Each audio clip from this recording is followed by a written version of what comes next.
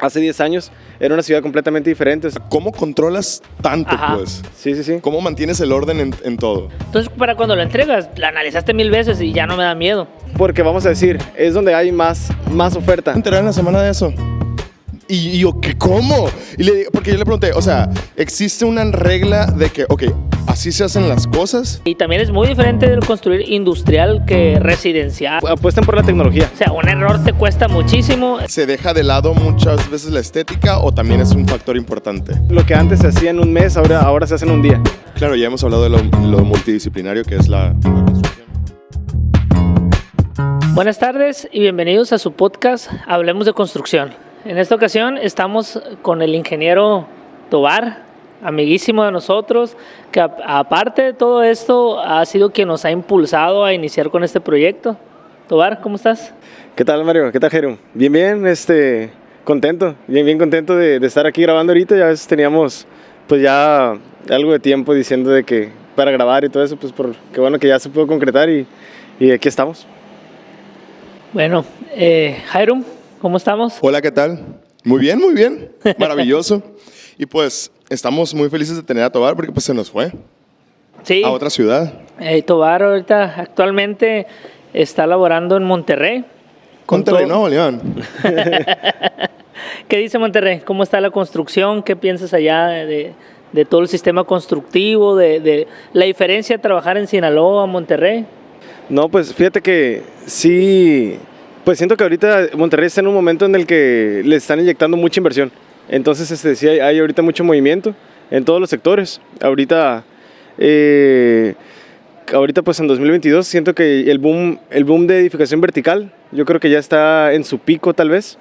Ya ha crecido mucho, de hecho, pues digo, tengo poquito tiempo allá, pero con gente que me ha tocado platicar me dicen que hace 10 años era una ciudad completamente diferente. O sea, tú te parabas en un punto y veías plano, y ahorita ves un punto y hay mucha edificación, más las que están haciendo nuevas. Pero actualmente yo siento que la parte más fuerte que está creciendo ahorita es en la parte industrial. El sector industrial ahorita es una locura, tanto de conseguir terrenos, vienen clientes, tanto mexicanos como extranjeros, y desde conseguir el terreno ya se vuelve un problema por logística. Luego se meten también con problemas de transportes, vías de comunicación, etcétera. Entonces está ahorita fuerte. De la gente sanpetrina, ¿qué piensas? No es cierto, es broma. No tienes que dar ninguna declaración. No, está chido, yo creo, porque, por ejemplo, entendiendo como edificación vertical, los de edificios, algo ya muy grande, ¿no? Porque horizontal, por lo general podemos ver en ciudades más chicas o no tan urbanizadas que se crece mucho en horizontal, pero cuando ya le llegas al límite del horizontal, pues vámonos al vertical, ¿no? Así es. Y también se me hace interesante este rollo porque hablando aquí de la construcción, es muy diferente el construir, como lo dijiste, en vertical que en horizontal. Y también es muy diferente el construir industrial que residencial o una obra más organizada, y que en esto pues te pintas solo, ahí con toda la experiencia que ya hemos visto con los años que nos has compartido. Cuéntanos qué te ha tocado ahí hacer en edificación industrial. ¿Qué nos puedes compartir aquí de este punto? Ok, sí, pues mira, definitivamente es muy diferente, a pesar de que ambos sectores, tanto residencial como industrial, sean al final de cuentas construcción. Sí hay una gran diferencia en todos los sentidos. Por ejemplo, generalmente un proyecto residencial, y pues bien lo sabes, tiene un proyecto mucho más definido, digamos arquitectónico, digamos un proyecto de acabados, de alcances, etcétera, y tiene muchísima más exigencia de detalle. No digo que la calidad de un industrial no lleve detalle o que sea mala, sin embargo, es muchísimo más trabajo al detalle en la parte residencial, pero en la parte industrial te metes con temas mucho más, vamos a decir, complicados o rudos, en el sentido de que te metes con muchas más instalaciones electromecánicas. La estructura tiene otras funcionalidades. Por ejemplo, en un edificio, pues tú sabes, generalmente lo que buscas es simplemente pues la estabilidad estructural, y en una nave industrial, por ejemplo, muchas veces tienen que soportar, vamos a decir, equipos pesados en la cubierta o grúas viajeras en el interior. No sé, son requerimientos muy especiales, entonces sí son tipos de construcciones muy diferentes. Sí, y luego yo siento, a mí se me hace bien interesante, bien chilo, porque siento que tienes que tener todo bien controlado, porque recuerdo un montón una anécdota que me contaste, que no me acuerdo de quién constructor ni de qué, pero, y tampoco lo vamos a quemar, ¿no? Pero Ajá. de un edificio que se estaba haciendo y que a alguien se le olvidó cuantificar en el proyecto, en una industrial, en un hotel, no me acuerdo si era un enjarre o un marco de ventana. Pero el problema es que en lo industrial, si tú te equivocas en un concepto, por ejemplo, en una torre de apartamentos, no consideraste hacer una mochetita de 30 centímetros, por así decirlo. ¿Pero por cuántos? Exacto, o sea, si te equivocas y no lo hiciste en un departamento, no hay problema. Bueno, si hay problema, no, pues, pero es como... Pero, o sea, el gasto que después hacen no implica mucho. Sí, exacto. Pero en un proyecto industrial es a mayor medida, ¿no? Exacto, lo tienes que replicar por el número de apartamentos y lo tienes que replicar por el número de pisos. Siento yo que por ahí entonces está la onda, ¿no? Que en teoría todos los proyectos, ya sea residencial, ya sea chico, ya sea grande, tienes que tener un proyecto bien definido y todo súper analizado. La diferencia está en que muchas veces en algo pequeño no se analiza tanto, malamente, porque a lo mejor no corresponde un suficiente riesgo que hacerlo industrial. O sea, un error te cuesta muchísimo, tanto en tiempos como en dinero, vaya. Así es. Es cuando se aplica la ley de Pareto, ¿no? Que dicen que el 80-20, que te enfocas más como en el 80% que representa más y dejas el 20% de un ladito. Pero si luego hay que meter el factor, a esa ley hay que meter el factor del volumen, ¿verdad? Sí, total. Como dicen, como la ley de las matemáticas, mucho, ¿cómo dicen? Poquito por mucho es mucho, ¿verdad? Sí, bueno, no conozco la verdad. No, es que es como matemáticas que dices, Sí, más por menos. Menos, así, ajá. más. La ley de los signos, dices. Sí, ajá, algo así, te digo, pasa también de los costos. Ok. Porque si hay algo que cuesta poquito, pero se replica mucho, no, pues tú sí. dices, poquito por mucho, mucho. Muchísimo. Ajá, es algo. Ya. Más Muy mucho. similar. Ajá, ándale. Más mucho, como dicen por ahí. Sí, totalmente. Otra cosa es que no es el mismo nivel de participación que, o sea, una obra industrial a una obra residencial, ¿no? O sea, estamos hablando que si, no sé, en Parteluz llega un proyecto y nosotros mismos podemos hacer el estructural, podemos hacer el eléctrico, podemos hacer el arquitectónico, etcétera. Pero ya un proyecto industrial, pues zapatero de tus zapatos, ¿no? A lo mejor tiene que ser un ingeniero eléctrico el que haga el eléctrico, implica más personas tanto en proyecto como en obra. Claro, ya hemos hablado de lo multidisciplinario que es la construcción, ¿no? Ajá. Entonces ya a niveles ya industriales, pues sí, claro que necesitas expertos en cada área, ¿no? Sí, totalmente. Entonces aquí, Tobar, yo tengo bien presente que te ha tocado hacer varios proyectos, ¿no? O que te ha tocado participar, ya sea Caterpillar, Fábricas de Francia, Liverpool, el estadio de Obregón, que de hecho tengo una historia bien curada con Tobar con eso, que yo estaba, no me acuerdo si recién egresado o por entrar a la maestría o ya estando en la maestría, y Tobar estaba haciendo... creo que empezaste a hacer tus prácticas y después te pusiste a trabajar ya de lleno en el estadio. Y Tobar era una chinga acá con los trabajadores en la obra, acá se miraba bien pro. Yo fui a visitarlo. Tobar a veces, en ese entonces no compartía tanto cosas en redes sociales y me acuerdo que me tomé una fotona yo en Instagram presumiendo como si yo fuera el de la obra, que se me hacía bien chilo, o sea. Entonces, en tu experiencia, por ejemplo, abordando un poquito a esto, ¿qué nos puedes platicar de la gente que se involucra en un proyecto, ya sea en alguno de los ejemplos que te mencioné acá o si nos quieres compartir algo, no sé? Pero ¿cómo se involucran? ¿En qué sentido? Por ejemplo, en ese caso en el estadio de Obregón, Sí. que te tocó ver como con diferentes proveedores, diferentes cuadrillas, cómo se organizaban, tanto al momento de la paga, como tú administrador te referías con los obreros, ¿o te referías con los jefes de cuadrillas Ok. O contratistas, no sé? Sí, es que definitivamente, vamos a decir, en los proyectos grandes tiene que ver una gerencia de proyecto.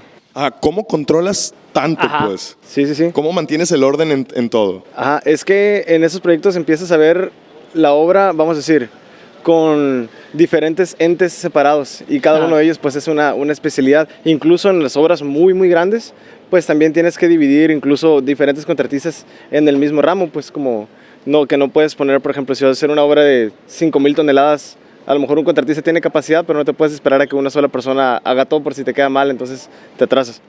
Entonces, ahí la manera es pues que una gerencia de proyecto, llámese una empresa externa o vamos a decir por parte de la misma constructora, haya un encargado, un gerente de obra y a su vez coordinadores de obra. que se dividan por subespecialidades. Por ejemplo, si Fiti, por ejemplo, es el coordinador de la obra general, el gerente general, vamos a decir, tendría que tener un coordinador para obra civil, un coordinador para estructura metálica, un coordinador para acabados, un coordinador para instalaciones electromecánicas, etcétera. Y a su vez, ese coordinador no se va a dedicar 100% con el personal, sino se dedicaría a tratar a las empresas que están participando en la obra. Y por ejemplo aquí, ¿es ético que yo tenga a lo mejor es obvia la pregunta o es obvia dónde que quiero contestar, pero es como para abrir plática? ¿Es ético que el mismo coordinador de obra tenga una empresa constructora y él se subcontrate para eso? Generalmente no permiten hacer eso. También depende de la envergadura de la obra, Sí. me refiero por lo mismo, porque quien mucho abarca poco aprieta, pues. Sí, ¿no? sí, exactamente. No, generalmente en esas situaciones pasa algo similar con la ley de obras públicas. Ya ves que para obras públicas, una de las restricciones que tienes como constructor es que tienes que tener, no recuerdo exactamente, pero cierto grado de diferenciación, incluso de sangre, del director de obras públicas en curso. O sea, no puede ser, aunque tú tengas una empresa consolidada que sea completamente independiente del director de públicas en ese momento, tú no puedes ser su pariente, porque entonces no puedes concursar. Algo similar pasa también en la obra privada, por lo mismo, porque entonces ya los intereses cambian, ¿verdad? Y ya dejan de ser intereses para el cliente final y se convierten en intereses para el constructor y no es ético. Órale. Entonces aquí implica que ya va a haber administradores como tal, pues. Administradores, supervisores. Y en cuanto a la mano de obra, ¿cómo está la onda? Generalmente lo que se usa es para trabajos especializados, como comentamos ahorita, lo que son instalaciones eléctricas, hidrosanitarias, sistema contra incendios, todo eso, voz y datos. Generalmente se contratan empresas, ¿no? Como dijimos. Y generalmente lo que es obra civil y estructura metálica, lo que hacen la mayoría de las empresas es que ya lo contratan ya sea directamente o ya sea por destajistas. O incluso empresas pequeñas que se dediquen también a las obras civiles. Pero esto no es tan común porque vamos a decir, es donde hay más oferta. Hay más oferta, entonces está más competitivo el mercado en ese sentido. Sí, es que es otro mundo totalmente diferente, ¿no? O sea, te agarras una obra, por así decirlo, residencial y tú tienes que hacer todo como tal. Tú eres el mismo supervisor, tú eres el mismo contratista, tú eres el mismo gerente, tú eres el mismo proyectista, tú eres el mismo estructurista, etcétera, ¿no? Y acá ya tienes que deslindar un poco. Sí, exactamente. Aparte, pues digo, como dices, ya cuando son las especialidades, influye mucho también la relación que tengas, pues también los contactos y los vínculos, cada quien en su especialidad. Por ejemplo, igual cuando estuvimos trabajando en Maicon, ya ves que teníamos también, pues vamos a decir, subcontratistas o socios comerciales que nos apoyan con la parte eléctrica, que ellos a su vez tienen contactos, vamos a decir, en CFE, que te apoyan para sacar permisos provisionales, para traer acometidas a pie de obra, para, no sé, colocación de postes en sitio. Entonces ya las empresas especialistas son quienes tienen esos contactos principalmente. Entonces que si uno quisiera abarcar todo, pues no puedes meterte a fondo en todas esas áreas. Digo, por capacidad no puede ser que no quede, o sea, de que sale, pero a lo mejor lo que a mí me dura 3 meses, a alguien le dura un día, ¿no? Porque nos tenemos que meter a estudiar, nos tenemos que meter a capacitarnos, a buscar quiénes son los encargados, etcétera, y hay gente que ya tiene todo eso, ¿no? Sí, claro. Y que en tiempos de una edificación industrial, pues no se debe jugar con eso, porque ahí el tiempo es dinero totalmente. Sí, claro, hay empresas que ya tienen su infraestructura de años, entonces pues es la forma de cómo puede ser más competitivo y más eficiente para trabajar en la obra. Por ejemplo, hace poco estamos cotizando una obra que eran aproximadamente 8,000 toneladas de acero estructural. Entonces tuvimos que hacer como un mercadeo de empresas y como medir la capacidad de producción de cada uno de los talleres de estructura. Porque cada taller, te puede decir, a lo mejor te fabrico 160 toneladas por semana y ese es mi tope. Entonces, aunque uno, como dices, tenga la capacidad y que digas, no, pues es que yo sé, yo puedo hacer los detalles estructurales, pero me voy a tardar un año en lo que otra persona se va a tardar un mes. Sí, a lo mejor alguien ya tiene los detalles estructurales como tal. Sí, sí, sí, exacto. Entonces es diferente ahí esa... Y la maquinaria y la mano de obra y todo. ¿Y cómo miras tú, por ejemplo, mira, en obra residencial, el proceso, por así decirlo, es, bueno, hay un cliente que quiere un proyecto, quiere construir su casa. Entonces, yo como cliente busco a una empresa constructora, por así decirlo, ¿no? Hablo con ellos y la empresa constructora me dice, pues fíjate que más o menos te sale construir eso $1,000,000 y se le puede poner esto, se le puede quitar lo otro, puede ser de una planta, te hacen un anteproyecto, vaya. Sí. Entonces, ese anteproyecto tú le dices al cliente, ok, te podemos elaborar como tal el proyecto, pero tiene un costo, hay anticipo, haces el proyecto y hay un feedback de, ¿te gusta, no te gusta? Le cambiamos a esta distribución, hay otra distribución, bueno, me gusta, ya quedó el arquitectónico, haces el estructural, lo cotizas, tienes la junta con el cliente y ya dices cuánto le cuesta, el construir esa edificación y el cliente tiene la palabra ya decide de que va, nos jalamos o se me hizo muy caro y muchas gracias y ahí nos vemos. Ok, ese es, por así decirlo, el proceso a grandes rasgos de una obra residencial, más o menos, ¿no? O sea, podemos afinarlo mucho más como podemos hacerlo un poquito más explícito. ¿Cuál es el proceso de una obra industrial? Pues es prácticamente lo mismo, igual dependiendo la envergadura de la obra, es prácticamente lo mismo, pero también muchas veces igual lo que pasa es que a veces se contratan incluso gerencias, pero igual como se contratan gerencias para obra, también se contratan gerencias para el proyecto ejecutivo como tal. Entonces esas mismas empresas también buscan otras y hacen cotizaciones, comparación de cotizaciones en cuánto está la estructura cada quien, electricidad, etcétera. Pero está muy curado, ¿no? Porque como proyecto ejecutivo, no sé, o sea, no sé cuánto ande cobrando cada quien, no, pero por ejemplo, si yo dice, el metro cuadrado de un proyecto ejecutivo me cuesta $100, por así decirlo, pero es una bodega de 1,000 metros, es una locura pagar eso, pues. Y es una locura para pagar y que decir, no me gustó. O sea, ¿cómo le hacen las empresas? Porque hay diferentes gentes que quieren participar en el proyecto, que incluso hasta en obra residencial como en obra industrial hay mucha gente que dice, no hay problema, yo hago el proyecto y me la juego. O sea, ¿por qué? Porque si me dan la obra voy a ganar un montón. Entonces siento yo que se va un poquito más a algo que ya conocemos que se llama licitación, ¿no? Puedes licitar como en una obra pública, claro, como en una obra privada. ¿Qué procesos tiene una licitación ahí pública? Privada, perdón. Privada, ok. No, pues generalmente es eso, es el mercadeo y la solicitud de cotizaciones. Obviamente, quien haga ese trabajo, al ser muchos parámetros y al haber muchos factores que interfieren en el resultado, pues tienen que comparar peras con peras y manzanas con manzanas, ¿verdad? Pues es eso principalmente, una comparación de cotizaciones, alcances, y muchas veces también, por ejemplo, una diferencia que ahorita se me viene a la mente, es de muchas veces cuando alguien va a solicitar un proyecto, te piden que se firme un contrato de confidencialidad, para saber de que la empresa que va a trabajar el proyecto pues no va a esparcir información acerca de esos tipos de proyectos que ya involucran otros temas. Pero es muy, muy similar prácticamente. Yo tengo una duda en cuanto a lo arquitectónico, o sea, pienso en escala de una, no sé, de una casa, de un proyecto como que más residencial, y el hecho de tener un proyecto, vamos a ponerlo, no sé, importa lo estético a estos niveles de magnitud de un proyecto industrial grande. O sea, en realidad, ¿se deja de lado muchas veces la estética o también es un factor importante? Porque, o sea, es lo que... Sí, claro. Lo que me preocupa a mí. Claro. Depende del cliente y depende de lo que se vaya a hacer. Por ejemplo, hay empresas multinacionales que les interesa muchísimo su imagen. Sí.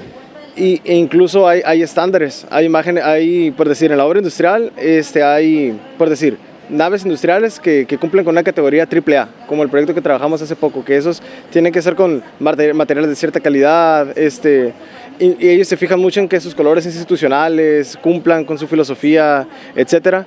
Sí importa en la mayoría de los casos la estética, pero yo siento que en la parte industrial la arquitectura siento que cambia un poco de grado, de que en vez de volverse arquitectura Está curioso estética se vuelve arquitectura funcional. ¿Por qué? Porque ya te metes con logísticas, con dónde es mejor que entren los Claro. trailers, por dónde van a salir, los muros, por ejemplo.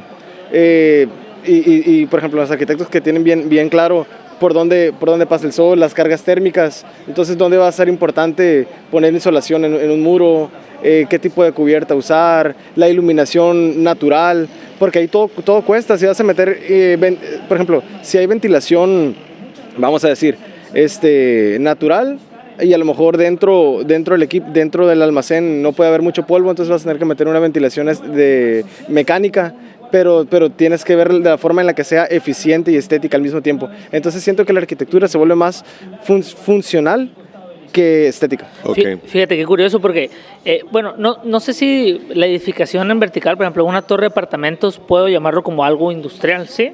No. Ah, ok, industrial ya refieres ¿Es más. residencial? Sí. Ah, Ok. va, qué interesante. O sea, yo pensé que era industrial por la magnitud de la obra, porque No, te iba a no. decir, fíjate que es cierto, porque en una obra residencial como tal, si yo trato de construir, el cliente le vale madre que, Sí. que nervadura esto, que un bastón en lo otro, que el proceso constructivo, a veces ni sabe qué onda, ¿no?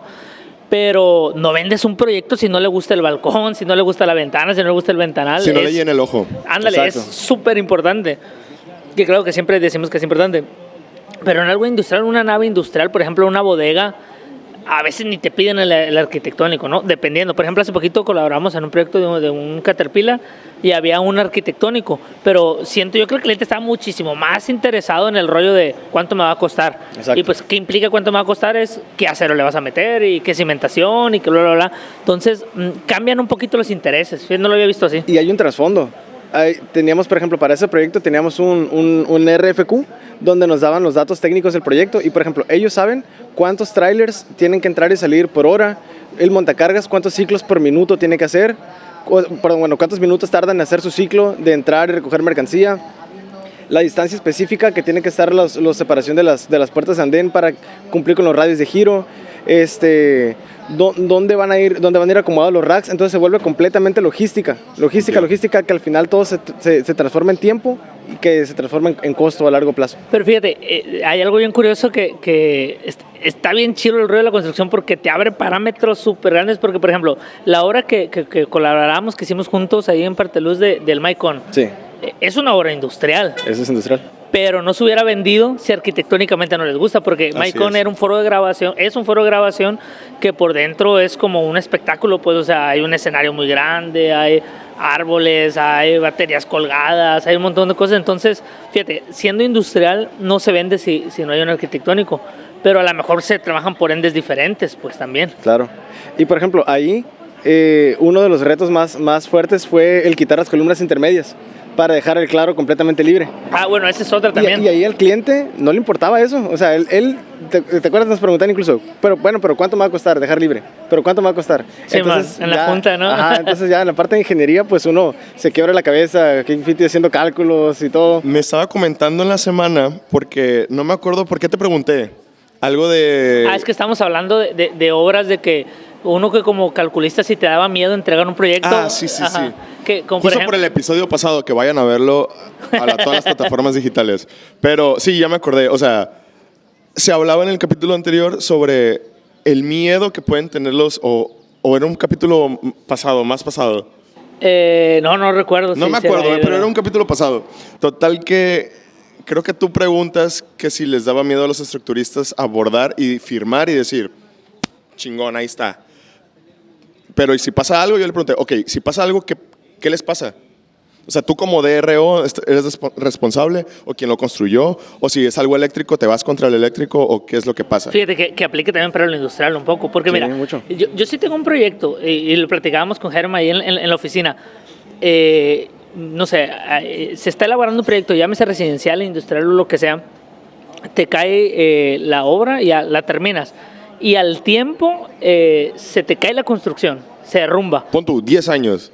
Lo que yo le preguntaba era, ¿sigue siendo tú? O sea, ¿tú eres el del pedo? Responsable. Ajá. O sea, ¿10 años después o qué pasa? Es que está curioso el caso, porque por ejemplo, se derrumba algo, el cliente que va a hacer es, pues alguien me tiene que pagar, y más si hay muertes o es pérdida de dinero, como lo llames, ¿no? Entonces hay un puesto que se llama director responsable de obra, que es el que agarra todo el proyecto, que imagino que para la industrial también tiene que haber un DRO como tal, que es el responsable de la obra, vaya el nombre, ¿no? Entonces, él es el principal que tiene que recibir los proyectos y decirlo, el estructural, chingón, el arquitectónico funcional, chingón, urbanización, no sé, no voy a poner una gasolinera en una calle que no sea vialidad principal, enfrente de un kinder, o sea, tiene que revisar todo esto, ¿no? Que el proceso constructivo se esté haciendo adecuado. Entonces, esta persona tiene que estar encargada de a su vez decir, a lo mejor yo soy de DRO, pero no tengo tiempo de hacer el estructural o yo no lo vendí. Hay un estructurista que lo hizo y que él firmó. Entonces, mi principal problema es el estructurista. A ver, ¿qué pedo? ¿Qué hiciste? No, pues esto. Ah, la cagaste, pero es que tú ya me habías firmado que estaba bien. Entonces, ahí es como un feedback de buscar culpables, ¿no? Sí, así es. Y el estructurista lo va a agarrar y va a decir, pues chingue yo está bien calculado, aquí está demostrado, yo entregué mis proyectos, vienen todos los detalles. ¿Qué pasó? ¿Lo construyeron igual? Y ahí vamos con el constructor. Pero en orden jerárquico es al revés. Primero con el constructor y ya después con el calculista, ¿no? Ok. Tengo entendido. Se va en general y luego a lo particular. Sí, tengo entendido porque yo pues digo... Bueno, igual puede ser buscar primero el culpable, ver quién sale, no sé, pero... Sí, yo pensando en pues sí, es como un juego de club. Lamentablemente en lo del terremoto cuando hubo en Ciudad de México en el 2017... Bueno, es cierto, fíjate, porque a lo mejor el constructor puede decir de que, pues no mames, yo lo construí perfecto, aquí está, y aquí está mi bitácora, aquí están mis fotos, aquí están mis videos, de todo que está bien. A ver qué pasó, estructurista, ¿por qué se cayó? Exacto. Pero siento que por ahí puede haber un feedback, ¿no? Pero primero se van para ver para empezar, si el proceso constructivo cumple con normas. De que, por ejemplo, acordándome del terremoto, yo me acuerdo que empezaron a salir notas de columnas que no tenían estribos cerrados o que no tenían el gancho a los 135 grados. Ya. O los estribos estaban a una separación mucho mayor de la que decía el proyecto.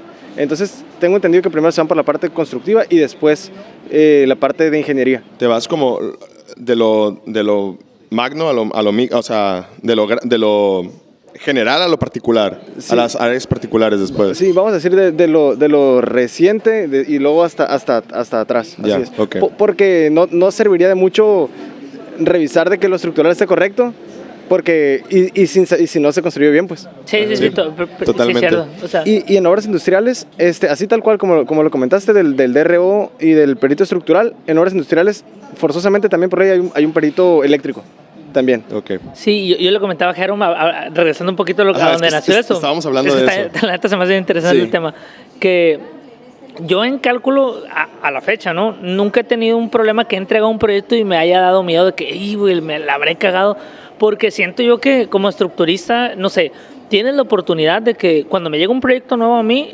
siempre duro un día analizándolo, o sea, viendo el arquitectónico, pensando así, viendo que... la compo, sí. Sí, bueno, así estoy ido, así totalmente. Y me gusta analizarlo bien porque a lo mejor hay una mejor manera de hacerlo. Aunque ya diga, así lo hago, duro un día y no me quiero comer el mundo. Bueno, ahí lo analizas una vez. Lo modelas, lo analizas 2 veces. Lo pones en el software y ya. Le metes la carga, lo volviste a analizar. Saca los elementos mecánicos y lo volviste a analizar. Calculas ya por separado, lo volviste a analizar. Haces el estructural como sea el plano y lo volviste a revisar. Incluso ya haciendo el estructural, hay como de que, no, espérate. Uh-huh. Y cambian cosas, ¿no? Sí, porque de repente tú tienes el estructural ya, o sea, hablando ya en un DWG o en un plano, y dices, ay, no mames, me dio una zapata de 1.20 por 1.20 y en el proyecto de la semana pasada, que fue parecido, me daba de 2.50 por 2.50, está muy raro. Sí. Ya es como, allá implica un poquito la lógica y experiencia en el cálculo. Entonces lo volviste a analizar. Entonces para cuando lo entregas, la analizaste 1000 veces y ya no me da miedo. Pero yo siento que es normal que tengas ese feeling, ese rollito acá, como que los nerviositos por algo. Sí, claro. Pero volvemos a lo del Maicon. Yo le decía a Germán de que yo nunca he tenido miedo de haber hecho algo, incluso en la construcción, pero en esa hora sí me dio miedo. O sea, no miedo porque yo sabía que no estaba mal hecho, ¿no? Yo sabía que la neta lo analizamos perfecto, checamos toda la situación, le metí cargas, lo analicé de diferentes maneras y todo, pero voy para el proceso constructivo. Porque contexto, era una nave industrial. Era una nave industrial que tenía 2 columnas, pilares principales, ¿no? Sí, en el centro, que ocupábamos eliminar. Entonces, pues era la cuestión, Sí, ¿cómo eliminas 2 columnas principales de una nave industrial? era una bodega que tenía, creo que 28, 26 metros de 26. ancho y tenía una columna en el centro a los 13 metros y era como quitarla, pero ya la estructura estaba así, entonces... ¿Cuánto era el diámetro de eran la columna? como 14 pulgadas, creo, ¿no? Sí, creo que sí. Sí, algo así, 14 pulgadas. 14 o 16. Y ya estábamos ahí. Y el tema, a lo que lo quiero ligar con la edificación industrial y los procesos constructivos, es que el tema del miedo no fue tanto el hacerlo, el moverlo, era que se implicaba un montón de personas, o sea, se implicaba el supervisor de obra, el residente, implicaba el vato de la grúa, implicaba que los andamios estructurales, que fue no una mexicanada, pero fue un rollo de que, hey, ¿qué onda? Pero, o sea, ocupamos nosotros, apuntalar, ocupamos que no se baje. ¿Y cómo apuntalamos si no es un techo normal? Y ahí fue donde Tobar me dijo, oye, güey, si le hacemos así, que como si fuera un andamio, como si fuera un andamio tal cual. Y yo, ¿cómo un andamio? Sí, nada más que un poquito más reforzado y arriba lo colocamos con una viga y que no sé qué. Y ya fue como, bueno, un andamio estructural. Pero aquí no hay andamios estructurales. Ah, pues vamos a buscar. Y fue cuando, en Culiacán y bla, bla, bla. Entonces ya fue un proceso elaborado de que primero apuntalamos estructuralmente, luego desoldamos, luego soldamos ¿cómo se llama? La estructura nueva. La placa. Y luego... El corte del muro. Y luego para chingarla, las columnas de un lado tenían concreto. Y era demoler esa columna de concreto y no debilitar. Y luego, después de demolerla, era desoldar el castillo que estaba colado con la columna. Entonces, a lo que voy... Era una obra industrial que sí, matemáticamente estaba muy bonito y el cálculo estaba muy chingón y estaba muy bien pensado, pero al implicar ya muchas manos de por medio y al implicar ya como procesos elaborados o ingeniados, por así decirlo, ya te da un cierto miedito. Que eso, justo a eso voy con la obra industrial, que la obra industrial no hay como una reglita de cómo hacerlo, ¿no? Cada proveedor tiene sus... como vaya, eres ingeniero, te la tienes que ingeniar. Entonces, ¿cómo está ese rollo de las responsabilidades en la obra industrial? O sea, no creo que el dueño de la construcción absorba todas estas cosas, ¿no? Pues generalmente, a lo mejor esa es la parte difícil de presupuestos, porque cuando haces el presupuesto es lo que tendrías que visualizar, ¿verdad? Y ser preciso en ese tipo de cosas. Por ejemplo, ahorita, volviendo aquí a la experiencia que comentas, eso es lo bonito de la ingeniería. Yo digo que siempre lo comparé, que fue como un trasplante de órgano en una persona. Ajá. Porque así, tal cual, y los números no mienten. Me acuerdo que hicimos el análisis y esta pregunta, oye, ¿y cuántas toneladas pesa? ¿Cuántas toneladas está cargando esta columna? Simón. No, pues pesa tanto. Entonces conseguimos andamios de que por cada pata cargaran una tonelada por bajante. Entonces así, literalmente, aritmética básica, sacamos cuántas toneladas tenían que cargar los andamios. Me acabo de enterar en la semana de eso. Y yo, ¿qué, cómo? Porque yo le pregunté, o sea, ¿existe una regla de que, ok, así se hacen las cosas? Y me dijo, pues no necesariamente. O sea, sí hay muchas cosas que ya se saben que sí se hacen. Sí, exacto. Y en esa ocasión fue el proceso de que la grúa tenía que estar lista para quitar una columna y los soldadores tenían que estar al tiro para en el momento de soldar la placa base y volver a colocar la placa base nueva. Hicimos unos huecos en la lámina, el sellado. No, la precisión de la grúa para poder sacar como un palillo así. Sí, así es. Exactamente. Yo creo que es de las imágenes que siempre me voy a acordar así el rollo. No, fíjate, ahorita se ve que estaba la columna arriba y los soldadores en chinga abajo cambiando la placa. Así es, porque todo tenía que ser rápido, no porque hubiera algún problema, sino tienes que ser eficiente y óptimo en ese tipo de procesos. Y para acabarle de chingar, yo me acuerdo bien perfecto de esto y me dio un poquito más de cosa porque esa semana me dio COVID. O sea, todo... justo el pedo estructural, tú no podías acercarte. Sí, habíamos estado acá activos y todo y planeado, y el día que se iba a hacer el movimiento, unos 3 días antes, porque se atravesó el fin de semana, COVID, y me acuerdo que hicimos una junta por Zoom o algo así, una onda así, y yo acá en el cuarto aislado y Tobar acá en el pizarrón. Sí, así es. Entonces sí, ese tipo de procesos en las obras industriales, se tienen que analizar desde la parte de presupuestos. Y ahorita me acordé de dos cosas que hemos platicado ahorita, de que también son nuevas para mí. A lo mejor ya tienen tiempo usándose, pero sé que ahora son más comunes que antes. Por ejemplo, ahí, cuando hicimos lo de la columna, yo siento que en una obra industrial, a lo mejor con un cliente que supiera de construcción o que tuviera una gerencia contratada, nos hubiera pedido forzosamente para hacer ese movimiento a nosotros, como constructora, un seguro de responsabilidad civil por daños a terceros. Ok. Fíjate que justo lo hablamos Sí. también en la semana. También todo eso hablamos. Sí. Porque es como, no sé, a lo mejor en ese entonces el herrero nos cobró, voy a poner una cantidad, 40,000 pesos, por así decirlo, ¿no? Pero si él, no sé, está el de la grúa levantando la columna para cambiarla y le pegó un calambre o se le soltó la viga y cayó sobre un carro y mató a una persona, Sí. el responsable somos nosotros. O sea, chingó un Claro, carro. claro. Pero a lo mejor si yo hubiera buscado una construcción, no sé, un herrero o algo así que sea una empresa no más formal, porque también la que contratamos fue formal, pero Sí, claro. o sea, que diga yo, a mí me contratas si tienes un seguro de vida, que si pasa algo yo estoy asegurado y yo respondo los pagos, a lo mejor no me hubiera cobrado 40,000 pesos, nos hubiera cobrado 100,000 pesos. Entonces ya aplica que el tema de los seguros, como dices Sí, tú. en las obras industriales, hablando ahorita de eso, es muy, muy, muy común que haya, por ejemplo, seguro de responsabilidad civil por daños a terceros, seguro de responsabilidad,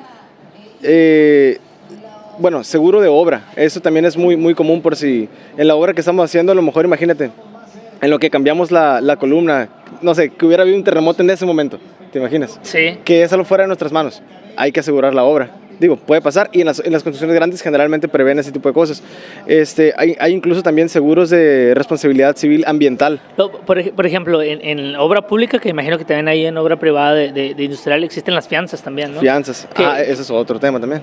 Que es algo, no es un seguro, pero es algo parecido, ¿no? O sea, por ejemplo, que para poderte dar el contrato, la empresa, en este caso el gobierno, en pública Y en privada se usa mucho también. En privada también, el cliente, el inversor, hace que, ok, te firmo el contrato, pero para poderte firmar el contrato me tienes que entrar a una fianza. ¿Qué es una fianza?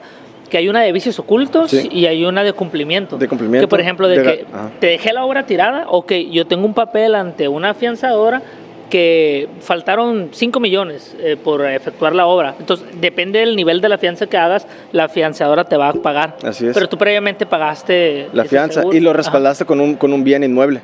La fianza va respaldada con un bien que tú pones en garantía, que si tú no cumples con las cláusulas del contrato, dependiendo de lo que se trate la fianza, el cliente puede hacer uso de por medio de la afianzadora, de tu inmueble que dejaste en garantía.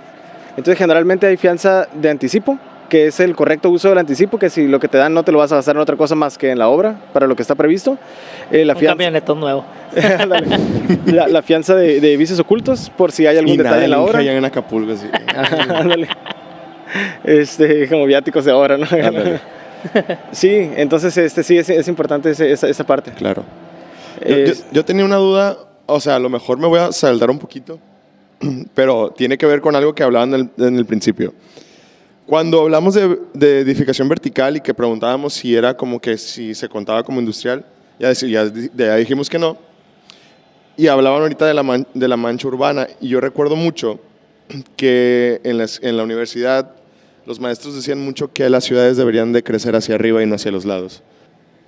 ¿Consideramos que sí deberíamos de crecer hacia arriba en vez de a los lados? hay un concepto muy, muy bueno que se utiliza, que es la vocación del suelo. No sé si lo han escuchado. El suelo tiene su vocación, así como las personas, pues. Hay suelo geográficamente que es más conveniente que sea para uso residencial o comercial Sí. o industrial, dependiendo.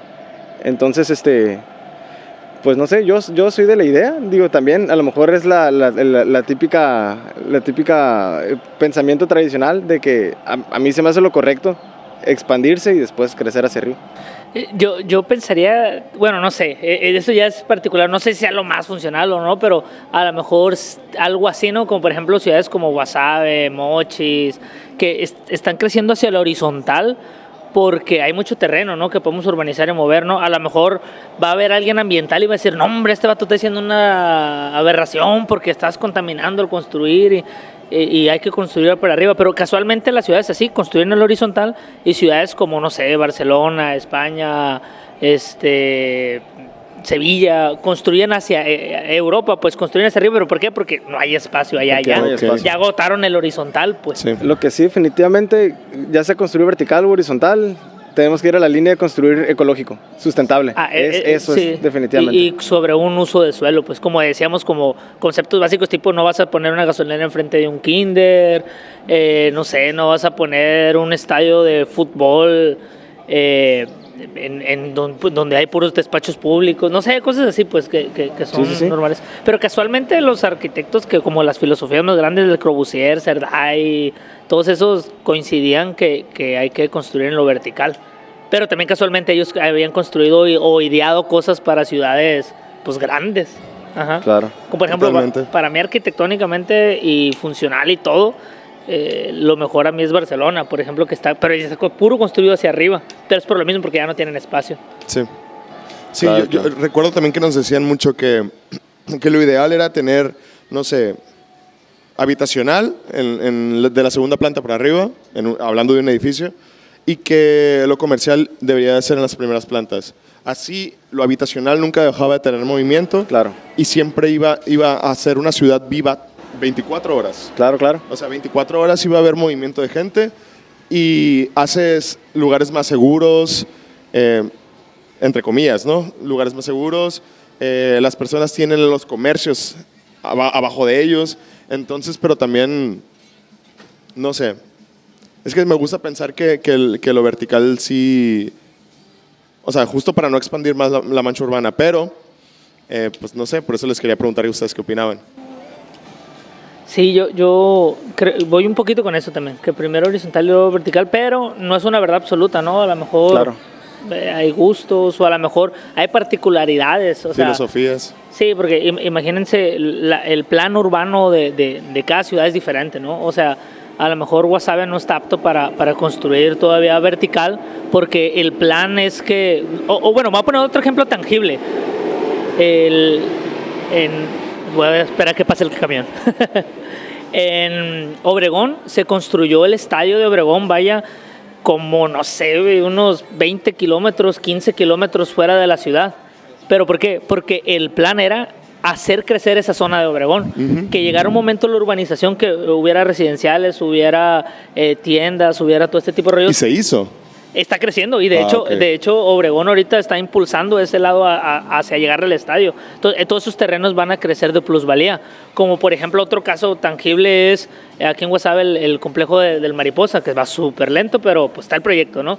O sea, toda esa zona industrial, a partir de ese proyecto, se empezó a poblar. Hay proyectos de gasolineras, hay proyectos de tiendas, etcétera, ¿no? Otro de ellos es los aeropuertos, ¿no? El aeropuerto el nuevo de Ciudad de México también se hizo un poquito retirado con fines de que crezca para ese lado. Entonces ahí el plan urbano de esas ciudades es que crezca horizontal, ¿no? Así Entonces es. ya si tu plan urbano es como que no necesitamos crecer horizontal porque ya le vamos a llegar al ¿cómo se llama? Al uso de suelo para sembrar, ¿cómo se llama? Es el parcelario, no sé. Hay que crecer vertical, pues bueno, hay otros temas de reglamento. Siento que ya es algo particular. Sí, y también hay dos cosas también. Número uno, que el plan sí en realidad esté bien hecho y bien planeado, que dejes la preparación de la infraestructura, tanto de drenajes como vialidades, ¿verdad? Eso es lo más importante. Y segunda también, lo que decías, Haru, yo siento que también las generaciones ahorita también van marcando una pauta muy importante. Por ejemplo, de los millennials en adelante, ya estadísticamente está comprobado de que muchos prefieren también, no sé, un departamento que tenga amenidades que una casa. No todos, pero es común, a diferencia en otras generaciones que no se veía tanto. Entonces también Yo preferiría un departamento.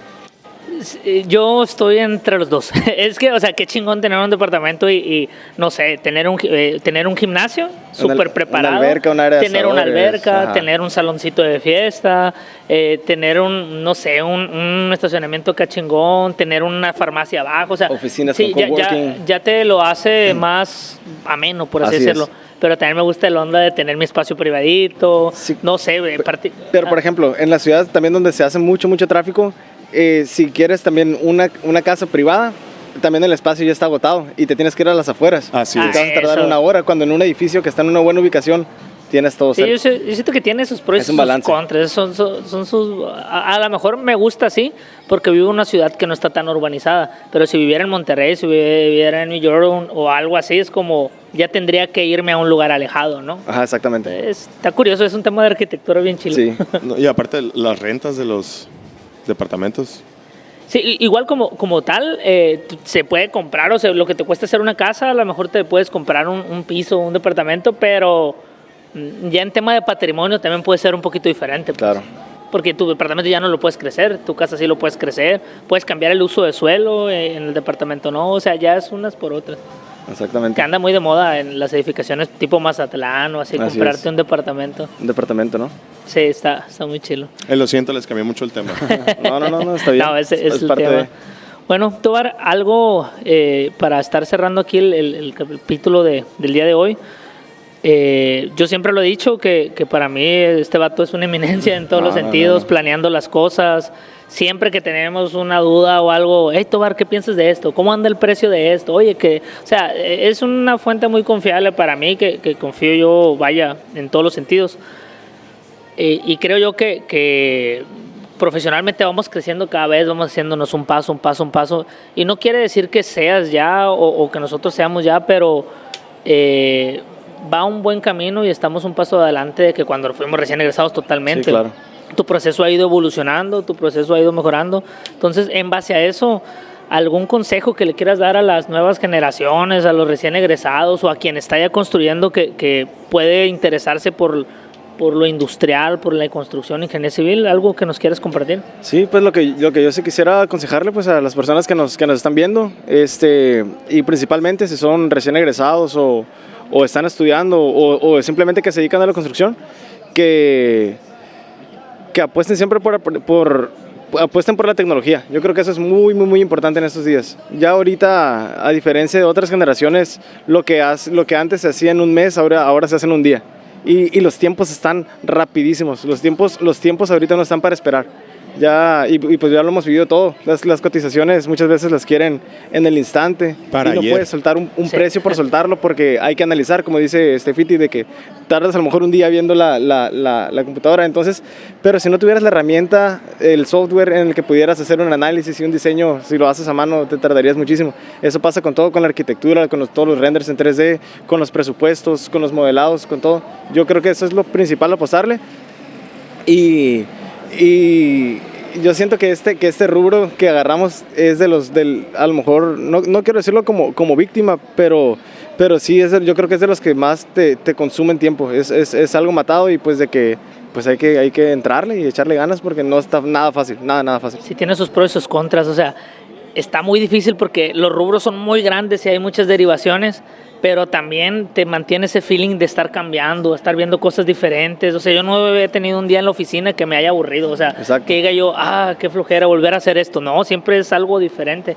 Y sí, yo creo que he tenido bien claro eso, gracias a ti, en el rollo de que la tecnología aquí la tenemos, una computadora y me puedo poner a investigar algo, un software nuevo, un movimiento diferente y las cosas siguen cambiando y ahí está la clave, ¿no? Estar cambiando, estar aprendiendo. Exacto, la capacidad de aprender. Y aprovechar la tecnología.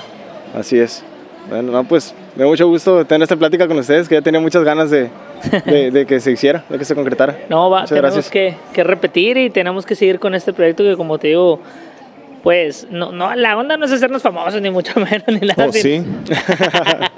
Sino la onda es ponernos un reto a nosotros, aprender, comunicar cosas y que a lo mejor algo que nos hubiera gustado que nos digan antes, claro, poderlo compartir nosotros totalmente. ahorita. Totalmente. Bueno, Así pues es. entonces muchas gracias y estaremos aquí compartiéndoles más información. Estamos aquí al pendiente. Síganos en las redes sociales, es @parteluz.mx. Ajá, ¿tus redes sociales, Thor? Pues no estoy muy activo, que digamos, ¿no? Sí. Tú haces así y en el video lo vamos a poner. Jairo le va a poner. Aquí lo ponemos. No, o sea, en @parteluz.mx Exacto. van a poderse enterar cuando haya un nuevo episodio, si es que... Sí, claro que sí. Ajá. Igual, si tienen alguna sugerencia de algún tema en particular que quieren que compartamos o dudas sobre este mismo podcast que tocamos algunos temas, trataremos de contestarlos con videos Buzón o con de otro quejas, tema. Exacto. Sugerencias. todo. Sí, no, Así es. muchas gracias por su tiempo y pues en los comentarios cualquier duda o tema que quieran que abordemos, adelante. Aparte ya nos tenemos que ir porque está la Champions a todo lo que hay y ellos están así, Sí, estoy con el pie temblando yo. porque la están escuchando de allá del restaurante enseguida. Bueno, pues muchas gracias y esto ha sido todo por el día de hoy.